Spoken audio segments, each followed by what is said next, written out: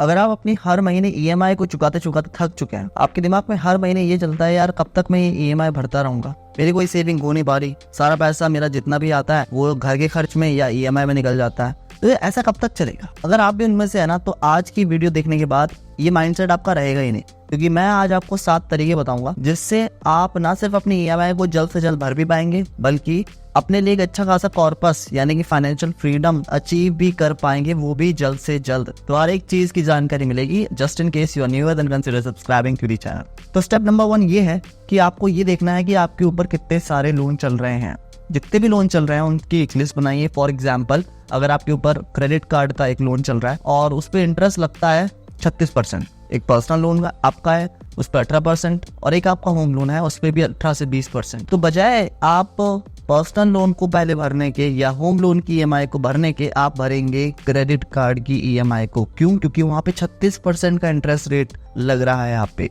अगर वो EMI miss हुई तो 36% प्लस लेट फीस अगले महीने आपको भरनी पड़ेगी, तो और ज्यादा आप पे फाइनेंशियल बर्डन पड़ेगा। तो एक टाइम पर जिस भी लोन का इंटरेस्ट रेट ज्यादा है उसे पकड़िए और उसको खत्म करने पे लग जाइए। तो पहली एडवाइस तो यही होगी। स्टेप नंबर 2, जितनी भी आपकी इनकम है, जैसे कि आपकी इनकम 50,000 रुपए, अब हर एक इंसान की इनकम अलग अलग होती है, लेकिन फॉर एग्जाम्पल आपकी इनकम 50,000 रुपए है, तो अब इस इनकम का यानी कि 50,000 रुपए का 1/10वां हिस्सा यानी कि 10% ऑफ 50,000, ये 5,000 रुपए जो है वो आप एक ऐसी जगह लगाओगे जहां पर ये 5,000 रुपए भी सुरक्षित रहे, प्लस इस पे आप अच्छा खासा इंटरेस्ट भी कमा सको। तो ऐसी जगह कौन सी है? स्टॉक मार्केट में भाग जाना, ना ही म्यूचुअल फंड है।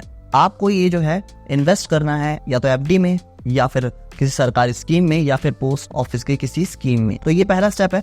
10% ऑफ योर टोटल सैलरी जाएगी आपकी एक ऐसे एसेट व्हीकल क्लास में जहां पर आपका प्रिंसिपल अमाउंट भी सेफ एंड साउंड रहे और आप उस पर अच्छे खासा रिटर्न भी कमा रहे हो। इसके बाद आता है रिपेमेंट का। आपने अपने टोटल सैलरी का 20% यानी कि 10,000 रुपए रिपेमेंट के लिए रख लिया। अब रिपेमेंट यहाँ पर किसकी करोगे? सबसे पहले रिपेमेंट यहाँ पर उस ईएमआई की करोगे यहाँ पर जहां पर आपको ज्यादा इंटरेस्ट देना पड़ रहा है। ऊपर वाले एग्जांपल में मैंने बताया, फर्ज करो कि आपके ऊपर क्रेडिट कार्ड का भी रिपेमेंट बाकी है, पर्सनल लोन का भी बाकी है, होम लोन का भी बाकी है। तो सबसे पहले जो ईएमआई करोगे आप वो करोगे अपने क्रेडिट कार्ड की। तो 10,000 रुपए आप उस क्रेडिट कार्ड की ईएमआई की रिपेमेंट पे लगाओगे। आप सबसे पहले उस मगरमच्छ को पकड़ोगे जिसकी वजह से आपकी गर्दन पर ये बोझ बढ़ा हुआ है लोन का, ठीक है ना। तो मगरमच्छ क्या है आपके केस में?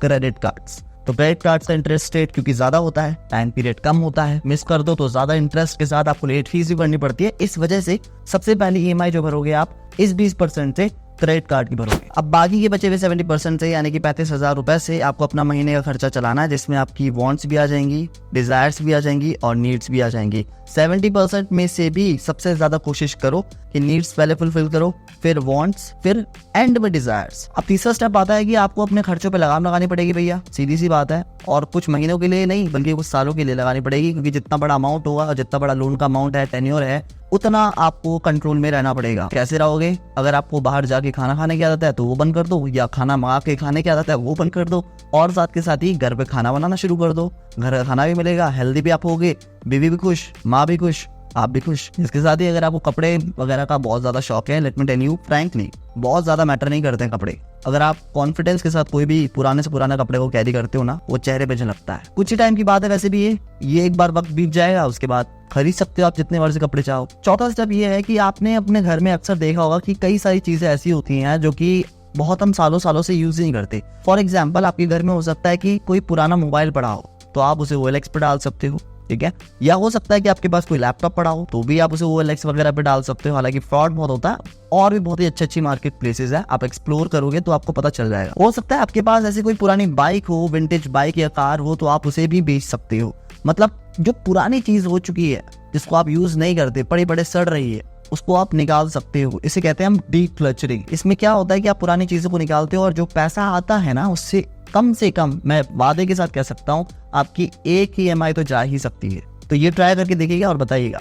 चौथा स्टेप, आपको अपनी इनकम को बढ़ाना है। अब रातों रात तो इनकम बढ़ नहीं सकती, सीधी सी बात है। आप एक जगह पे काम करते हो, वहाँ पे साल में या तो एक बार या 2 बार ही इनकम बढ़ती होगी या बोनस मिलते होंगे, इससे ज्यादा तो नहीं मिलते। तो आप कैसे बढ़ाओगे? यहाँ से। यहाँ पर आप या तो कोई साइड हसल शुरू कर सकते हो। साइड हसल से मेरा मतलब है या तो कोई यूट्यूब चैनल शुरू कर सकते हो जैसे कि मैंने ये कर रखा है, या फिर आप एक नई स्किल सीख सकते हो जिससे आपको पोटेंशियली क्लाइंट्स भी मिले फ्यूचर में। अगर क्लाइंट्स ना भी मिले तो आप दूसरों को भी सिखा सकते हो वाया यूट्यूब। ठीक है, तो यहाँ पर कौन सी है वो स्किल्स, जैसे कि फेसबुक एड्स को कैसे चलाते हैं भाई, मार्केटिंग कैसे करते हैं भाई, सेल्स कैसे करते हैं, नेगोशिएशन कैसे करते हैं, आपका सिस्टम्स, जो बिजनेस होता है ना उसके अंदर कई सारे सिस्टम्स होते हैं, तो वो सिस्टम्स कैसे काम करते हैं, नेटवर्क मार्केटिंग कैसे की जाती है, अपॉइंटमेंट सेटिंग कैसे की जा सकती है, the list goes on and on and on. आप इन सारी स्किल्स को एक एक करके पकड़ो, सीखो, एंड देन या तो क्लाइंट्स ढूंढो अपने लिए, बहुत सारी मार्केट प्लेसेस है वहां से आपको क्लाइंट्स मिल सकते हैं, या फिर फेसबुक पे कंटेंट बनाना शुरू कर दो, या इंस्टाग्राम पे कंटेंट डालो, या यूट्यूब पे कंटेंट डालो, और फिर यहाँ से एक एक्स्ट्रा अर्निंग आपके पास जनरेट होती रहेगी। क्योंकि अगर आप अपने जॉब पर ही डिपेंडेंट रहोगे ना, आई कैन गारंटी यू, इस तरह से तो आप कभी अपना रिपेमेंट टाइम से नहीं कर सकते दोस्त। स्टेप नंबर 5, जैसे आप SIP करते हो हर महीने कुछ अमाउंट, वैसे ही SIP की तरह आपको लोन को भी लेना है। अब हर महीने आपको सैलरी मिलती है ना, तो सैलरी में से कितना लोन का अमाउंट कौन से उधारदार को जाएगा ये आपको डिसाइड करना पड़ेगा। फॉर एग्जांपल मैंने आपको ऑलरेडी बता दिया, क्रेडिट कार्ड का लोन 36% के हिसाब से चल रहा है आप पे, पर्सनल लोन 18% के हिसाब से चल रहा है, होम लोन 20% के हिसाब से चल रहा है आप पे। तो यहाँ पर एक मगरमच्छ को पकड़ना है आपको, एक मगरमच्छ यानी कि लेंडर जिसने आपको लोन दिया है। तो मैंने क्या काम करा, मैंने देखा 36% का मेरे पे इंटरेस्ट रेट चल रहा है और मेरा जो आउटस्टैंडिंग अमाउंट है वो है 50,000 रुपए।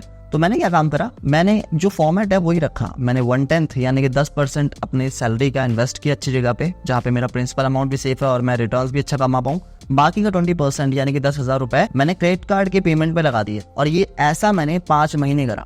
5 महीने में मैंने 50,000 का आउटस्टैंडिंग अमाउंट जो है वो निकाल दिया, क्लियर आउट कर दिया। इससे क्या हुआ, मैं हाई इंटरेस्ट से बच गया। अब मेरे सर पे क्रेडिट कार्ड का ये जो बोझ हाई इंटरेस्ट का था वो नहीं है, अब मेरे पास सिर्फ 2 लोन है। अब अगले महीने से मैं क्या काम करूंगा, ये सेम प्रोसेस दूसरे लोन के ऊपर चलाऊंगा। जैसे कि पर्सनल लोन मैंने आपको बताया 18% का है, या होम लोन मेरे पे 20% का है, तो होम लोन पे मैं चला सकता हूँ। वंस वो फिल हो जाएगा, फिर मैं तीसरे स्टेप पे आ जाऊंगा विद द सेम स्ट्रैटेजी।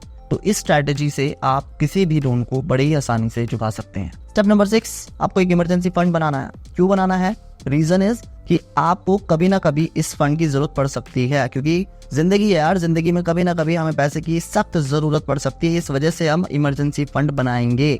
अब ये बनाएंगे कैसे, यहाँ पर जो पहले आप 20% आपके लोन को चुकाने में देते थे, अब यही 20% आप सेम इमरजेंसी फंड में डालेंगे। अभी इमरजेंसी फंड किस रूप में आप देख सकते हैं, इमरजेंसी फंड में आप जैसे कि FD को ले सकते हैं। FD में क्या होता है, ये हाईली लिक्विडेबल होती है और आप 20% एलोकेट कर सकते हैं हर महीने अपनी सैलरी से। सो इस तरह से भी आप कर सकते हैं। और साथ के साथ ही कुछ अच्छे प्लान्स भी होते हैं जो काफी ज्यादा लिक्विड होते हैं नेचर में, आप उनमें हर महीने SIP भी कर सकते हैं ये 20% की। तो टोटल आपने क्या काम करा, 10% जो है आपका बहुत ज्यादा सेफ एसेट्स में आपने चला दिया, जहां पर एकदम से आपका जो प्रिंसिपल अमाउंट है बिल्कुल सेफ एंड साउंड रहेगा, प्लस इंटरेस्ट भी आपको मिल रहा है। अगले 20% से आपने अपना इमरजेंसी फंड बनाना शुरू कर दिया, और रेस्ट 70% से आप अपनी जिंदगी का गुजारा कर रहे हैं प्रति माह। नंबर 7 स्टेप, और ये स्टेप आपको तब लेना है जब ये ऊपर के 6 स्टेप पूरे हो चुके हों आपके। यहाँ पर आपको अब अपना कदम रखना है स्टॉक मार्केट में। स्टॉक मार्केट में एंटर जैसे करोगे ना, बहुत सारे टिप्स एंड ट्रिक्स मिलेंगे। एक कान से सुनना, दूसरे कान से निकाल देना। आपको बस अपना भरोसा करना है अपनी नॉलेज पे। वो कैसे करोगे, आपको अंडरस्टैंडिंग होनी चाहिए बिजनेसेस की। वो कैसे होगी, आपको यार पढ़ना पड़ेगा बिजनेसेस के बारे में, मतलब कौन सा बिजनेस कितना फ्यूचरिस्टिक है, उसके कितना ज्यादा लंबा फ्यूचर है, किस तरह से वो काम करेगा, वो पढ़ना पड़ेगा। बैलेंस शीट को समझना आना चाहिए।